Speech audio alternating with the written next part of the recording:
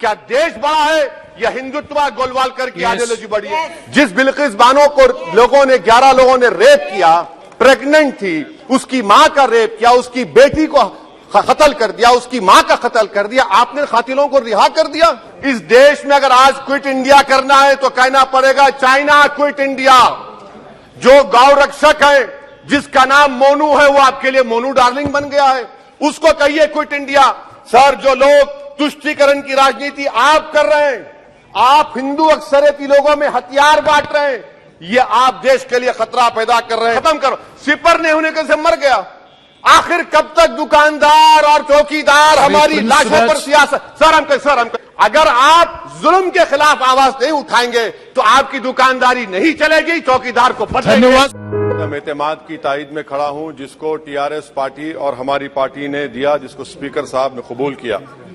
Sir, मैं 11 point आपके सामने रखूंगा जो मैं बताने की कोशिश करूंगा कि क्यों हम इस तहरीक अदम एतमाद की तायद में और मोदी हुकूमत की मुखालिफत में खड़े हैं। सर, हालिया दिनों में हमारे मुल्क में ट्रेन में एक वर्दीपोश दहशतगर्द ने अपने सीनियर मीना साहब का कत्ल करने के बाद ट्रेन के कंपार्टमेंट में जाकर नाम पूछकर, चेहरे पर दाढ़ी देखकर, कपड़े देखकर उनको कत्ल कर दिया और उसके बाद उसने कहा कि इस देश में रहना है तो मोदी को वोट देना पड़ेगा। मैं हुकूमत से जानना चाहूंगा कि क्या ये अक्सरियती तबके की एक्सट्रीमिज्म और रेडिकलाइजेशन की बेहतरीन मिसाल नहीं है, और अगर है तो फिर हुकूमत इस पर क्या करेगी? सर, हमारे आइन में, संविधान में लिबर्टी ऑफ कॉन्शियस को लिखा गया, तमहीद में, यानी जमीर की आजादी का जिक्र किया गया है। मैं हुकूमत से और खास तौर से वजीर आजम से जानना चाहता हूं कि कहां गया इस हुकूमत का जमीर, कॉन्शियस जिसको अंग्रेजी में कहते हैं, जब नूह में 750 इमारतों को बगैर ड्यू प्रोसेस फॉलो किए उनके इमारतों को मुनज़्ज़म कर दिया गया, और इसलिए कि वो मुसलमान थे, पूरे के पूरे इलीगल थे। इसीलिए पंजाब की हाईकोर्ट और हरियाणा की हाईकोर्ट ने कहा कि ये एथनिक क्लेंसिंग है। इसकी एक बेहतरीन मिसाल है उस हुकूमत की।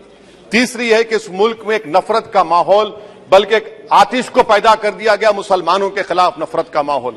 ये 9 साल का इनका ये कारनामा है। तीसरा सर, मणिपुर के ताल्लुक से कल बड़ा लंबा जवाब वजीर दाखिला ने दिया। सर, आसाम राइफल के ऊपर केस बुक हो जाता है, एफआईआर हो जाता है। क्या हो रहा है वहां पर? कहां गया आपका कॉन्शियस, कहां गया आपका जमीर जब वहां की महिलाओं की अस्मत रेजी की जा रही है? और आप मुख्यमंत्री को नहीं हटाना चाहते इसलिए क्योंकि वो कोऑपरेट कर रहा है। सर, मैं हरियाणा और मणिपुर के वजीर आला के लिए किसी शायर ने अच्छा कहा था कि कुर्सी है तुम्हारा ये जनाजा तो नहीं, कुछ कर नहीं सकते तो उतर क्यों नहीं जाते? आखिर कहां गया? उन ताबूतों में खो गया कि आपका कॉन्शियस, आपका जमीर, जहां पर 50,000 लोग बेघर हो गए, यानी 6 लाख हथियारों को लूटा जा रहा है।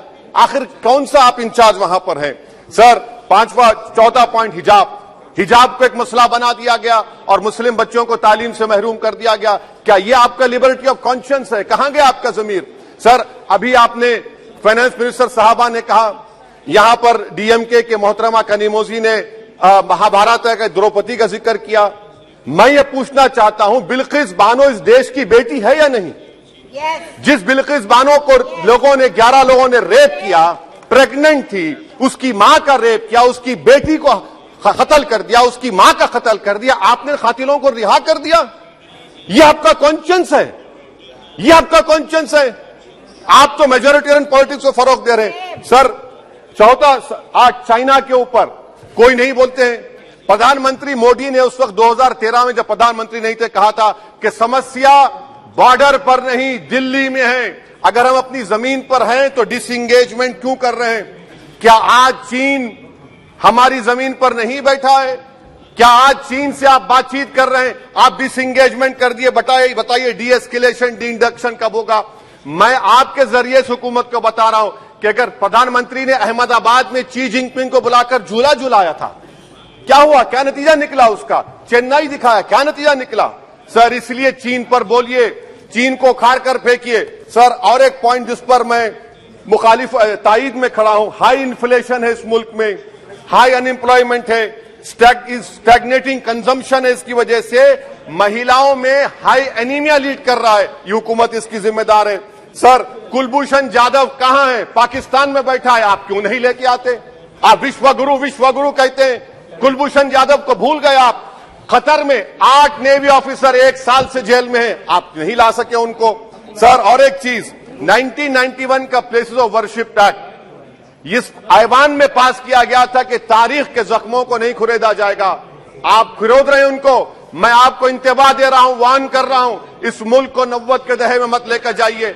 91 का एक्ट सुप्रीम कोर्ट में जवाब दीजिए कि आपकी हुकूमत 91 प्लेस ऑफ वर्शिप एक्ट की कायम है, उस पर कायम रहेगी। यूसीसी सर, इस यूसीसी का फॉर्मूला क्या है? एक मुल्क में एक मजहब, एक कल्चर, एक जबान। ये तो डिक्टेटरों का फॉर्मूला है। भारत एक गुलदस्ता है, भारत एक मोजाइक है। यहाँ पर बेशुमार जबानें, बेशुमार मज़ाहिब बोले जाते हैं और हिंदू अनडिवाइडेड फैमिली में sir I am concluding 8 crore 75 Hindu खानदानों को 3,800 करोड़ डिडक्शन मिला। इसके बारे में आप क्या कहेंगे सर? और मैं कंक्लूड करने से पहले आपको बताना चाह रहा हूं कि माइनॉरिटी वेलफेयर का बजट 40% कम कर दिया गया। पढ़ो प्रदेश, प्री मैट्रिक स्कॉलरशिप कम कर दी गई, मौलाना आजाद फाउंडेशन खत्म कर दिया गया फेलोशिप, और इसकी वजह से 1,80,000 मुसलमान हायर एजुकेशन में गायब हो चुके हैं। सर मैं इख्तिताम में कह रहा हूं कि पसमानदा मुसलमान से प्रधानमंत्री को बड़ी मोहब्बत है। ये कौन सी आपकी मोहब्बत है पसमानदा, जो आपका एक मुसलमान मिनिस्टर नहीं है वहां पर? इखलाक से लेकर पीलू खान से लेकर अफान अंसारी से लेकर लुकमान अंसारी, मॉब लिंचिंग पूरे पसमानदा मुसलमान की होती है। पावरलूम बंद है अंसारियों के, कुरैश बरादरी का कारोबार बंद किया जाता है। स्पीकर सर, मैं कंक्लूजन में अभी कल हमारे होम मिनिस्टर ने कहा था क्विट इंडिया। अगर इनको मालूम हो जाए कि क्विट इंडिया का नारा एक मुसलमान ने दिया था तो वो भी नहीं बोलेंगे, वो नहीं मालूम था उनको। उसका मैं कंक्लूड कर रहा हूं, उसका नाम यूसुफ मेहर अली था सर।